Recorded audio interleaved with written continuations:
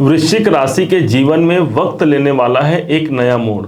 और क्या वो मोड़ हमारे लिए परिवर्तनकारी होगा, क्या हमारे जीवन को कितना ऊंचाई तक ले जाएगा, आज इसी बात को हम समझने वाले हैं। क्योंकि ये जो महीना होगा अप्रैल सन 2024 का, ये बेहद अनुकूल और एक विशेष परिवर्तनकारी आपके लिए सिद्ध होने वाला है। कैसे होगा, क्या होगा, इसी को जानने के लिए आप और हम यहाँ पर उपस्थित हैं। एक एक बातों को समझते हैं कि वास्तव में इस महीने में होने क्या जा रहा है, कौन से वो तारीख होंगे जो तारीख हमारे लिए सफलता और शुभ कारक होंगे, कौन सी वो तारीख होंगी जिनमें हमें सतर्क रहने की आवश्यकता होगी, किस सर्वश्रेष्ठ उपाय से इस अप्रैल 2024 को हम बहुत अनुकूल बना सकते हैं, इस बात को भी आप समझने वाले हैं। बने रहिएगा, कहीं जाइएगा मत। प्रयास करते हैं एक एक बातों को जानने और समझने का। सबसे पहले समझते हैं भाई, परिवर्तन क्या मोड़ आएगा, क्या कुछ विशेष होने वाला है। तो जी हाँ, आपको पता है कि शनि देवता उदित अवस्था में आ गए हैं और उदित अवस्था में आकर के चतुर्थ भाव पर आपके शनि हैं, जिसके कारण आपको अढ़ैया का प्रभाव भी चल रहा है। अब इस भाग दौड़ को, इस परेशानियों से निपटने के लिए अब किसी और का सहारा नहीं मिल रहा है, बल्कि स्वयं आपके अपने राशि के स्वामी जो बनते हैं मंगल, इन्होंने कमान थाम रखा है और पहुंच गए हैं शनि देव के पास। अब यहां पर एक संजोग बन गया, मंगल और शनि का कॉम्बिनेशन बन गया। शनि के प्रभाव को कम करने के लिए मंगल इस स्थान पर उपस्थित है। मंगल को माना जाता है स्वयं एक सेनापति हैं।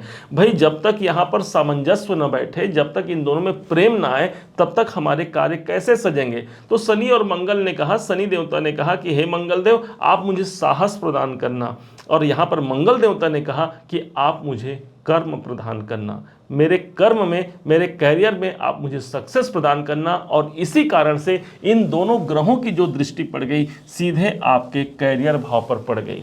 कर्म क्षेत्र के दृष्टिकोण से ये अप्रैल का महीना एक नए परिवर्तन का महीना सिद्ध हो सकता है। किसी विशेष कार्य की सिद्धि आप चाहते हैं अपने कैरियर को लेकर के, उस कार्य में आपको प्रतिष्ठा मिल सकती है। एक सम्मानजनक स्थिति यहां पर दिलाने के लिए मंगल और शनि दोनों बाध्य हैं, दोनों मिल करके आप एक कार्य को सुचारू रूप से चलाने वाले हैं।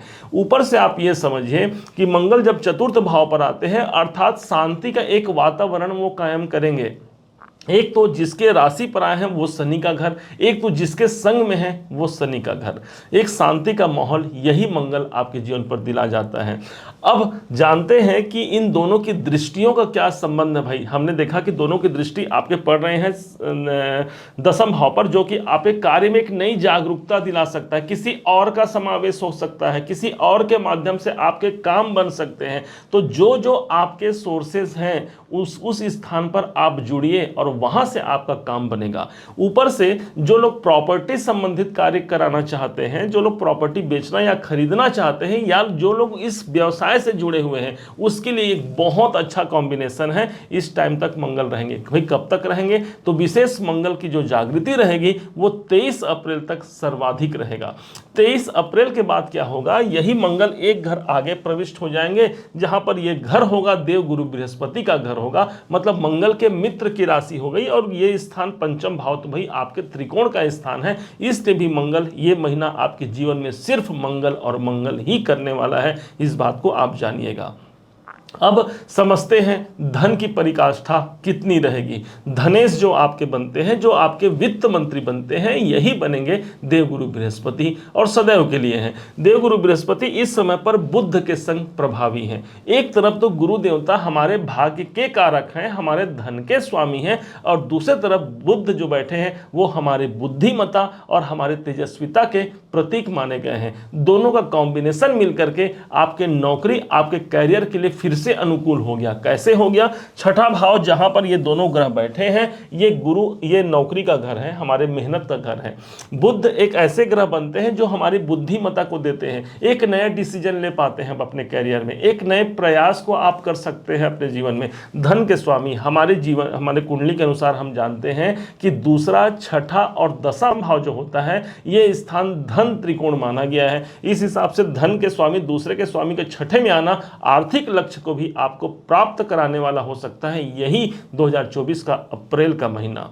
अब समझिएगा, पंचम भाव पर चलते हैं। पंचम भाव वो स्थान हो गया जहां पर शुक्राचार्य जी उच्च के बैठे हैं। शुक्र जिसे माना गया है धन प्रतिष्ठा के कारक, भोग विलासिता के कारक, हमारे सौंदर्य के कारक, ये सब होते हैं शुक्राचार्य जी। जब पंचम भाव पर आते हैं अर्थात आपके धन कहाँ आ गए, आपके सोच में आ गए। सोच में ही देखिएगा इस महीने एक बड़े धन राशि की आप प्राप्ति को सोचेंगे, एक अपने कुटुंब के लिए, अपने परिवार के लिए कुछ बेहतर प्रयास करने का आप विकल्प ढूंढेंगे और वो विकल्प शुक्राचार्य जी आपको दिलाएंगे। उच्च की स्थिति पर है, परंतु ये 24 अप्रैल को एक घर आगे चले जाएंगे, मतलब पुनः फिर से छठे भाव पर चले जाएंगे जहां पर ऑलरेडी पहले से गुरु और बुध विद्यमान रहेंगे। हालांकि बुध तो चले जाएंगे 23 तारीख को, अब यहां पर गुरु का और सूर्य का एक समावेश भी हो जाएगा शुक्राचार्य के संग में, क्योंकि 13 अप्रैल का वो डेट रहेगा जिस दिन सूर्य भी एक घर आगे प्रविष्ट हो जाएंगे। अब 3 ग्रहों का समावेश होगा, गुरु, सूर्य और शुक्र,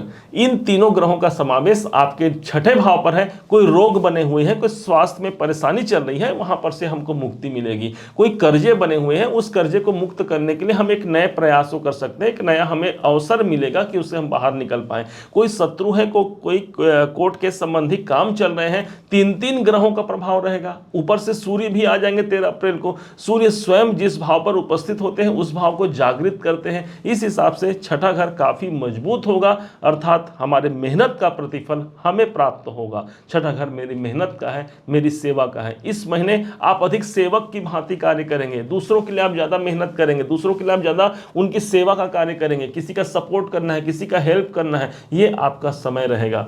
क्योंकि लग्नेश अर्थात आपके राशि के स्वामी चतुर्थ में रहेंगे, इस कारण से इस समय पर कुछ अपने हेल्थ में, अपने स्वास्थ्य पर भी आपको ध्यान देने की आवश्यकता रहेगी, क्योंकि चतुर्थ भाव वो स्थान हो गया जहां पर मेरी शांति का स्थान है। तो इस समय पर मुझे शांत रहना है, किसी प्रकार से क्रोध या आवेश में नहीं आना है। मंगल आपको आवेशी बना सकता है, उसका हमको नियंत्रण रखने की आवश्यकता रहेगी।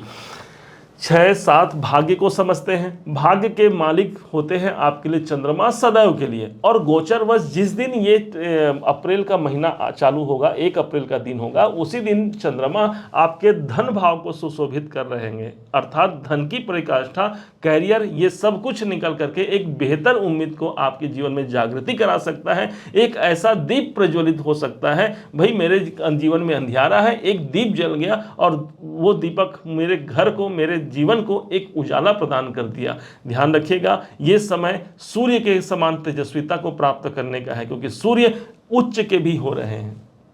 1 नंबर की राशि पर 13 अप्रैल के बाद जैसे सूर्य जाते हैं, ये उच्च अवस्था में आ जाते हैं। अर्थात जो प्रॉब्लम है, जो ऋण है, जो शत्रु है, जो रोग है, जो परेशानियां मेरे जीवन में हैं, उन सब में हमको रुकावट मिलेगी, और साथ ही साथ एक ओजस्विता से परिपूर्ण लेकर के ये सूर्य हमारे जीवन को प्रभावित करेंगे। अब समझते हैं वो तारीख, जो तारीख आपके लिए बेहद अनुकूल और सफलता कारक होगी, और साथ में वो तारीख भी हम जानने वाले हैं जिस तारीख में हमको सतर्क रहने की आवश्यकता होगी। सबसे पहले शुभ तारीखों की बात करते हैं। 3 अप्रैल, 4, 21, 22, 26, 27 और 30 अप्रैल को शुभ व सफलता कारक समय होगा। इसके विपरीत जिस दिन हमें सतर्क रहने की आवश्यकता रहेगी, 5 अप्रैल, 6, 13, 14, 15 और 24 तारीख आपके लिए प्रतिकूल होगा। यदि इस दिन भी कोई आवश्यक कार्य करने हो तो भगवान देवाधिदेव महादेव की आराधना करते हुए अपने ईश्वर, अपने गुरुवर का आशीर्वाद लेकर के अब अपने कार्य को प्रारंभ कीजिए। निश्चय मानिए ये समय आपके लिए एक बेहतर समय लेकर के आया है, एक बेहतर परिवर्तन को लेकर के आया है, जो शायद इसी महीने में वो नींव डल जाए, जो आगे चल के एक सफलता के श्रेष्ठ मुकाम तक आपको पहुंचा जाए। उपाय के रूप में जो सबसे बेहतर आपके लिए उपाय होगा, भगवान देवाधिदेव पर मधुरस से आपको इस समय पर अभिषेक करना है। मधुरस ले लीजिए 100 ग्राम, 50 ग्राम, जैसी आपकी शक्ति हो, जैसी आपकी श्रद्धा हो, और ओम नमः शिवाय के मंत्र के साथ भगवान देवाधिदेव को आप अभिषेक कर सकते हैं। इसके लिए सबसे अच्छा प्रभाव ये होगा कि सोमवार को तो भूलना ही नहीं है। यदि प्रतिदिन कर पाएँ, घर के शिवलिंग पर कर लें या फिर बाहर के शिवलिंग पर कर लें, दोनों ही आपके लिए उतने ही कारगर सिद्ध होते हैं। इस महीने का लाभ लीजिए, भगवान आपके साथ सदैव बने रहेंगे। उम्मीद है आप सबने इसे समझा, आप सबने इसे जाना है। यदि आपने इसे समझा है, जाना है, मेरे समझाने का प्रयास यदि आपको सार्थक लगा हो, मेरे समझाने का तरीका यदि आपको सार्थक लगा हो, तो हर बार की भांति इस बार भी अपना प्यार भरा लाइक और कमेंट करना कभी मत भूलिएगा। और हाँ, यदि अभी तक आपने चैनल को सब्सक्राइब नहीं किया है, सब्सक्राइब भी कीजिएगा। पुनः एक बार फिर आप सभी का दिवस बहुत मंगलमय हो, इन्हीं शुभकामनाओं के साथ। जय श्री राम।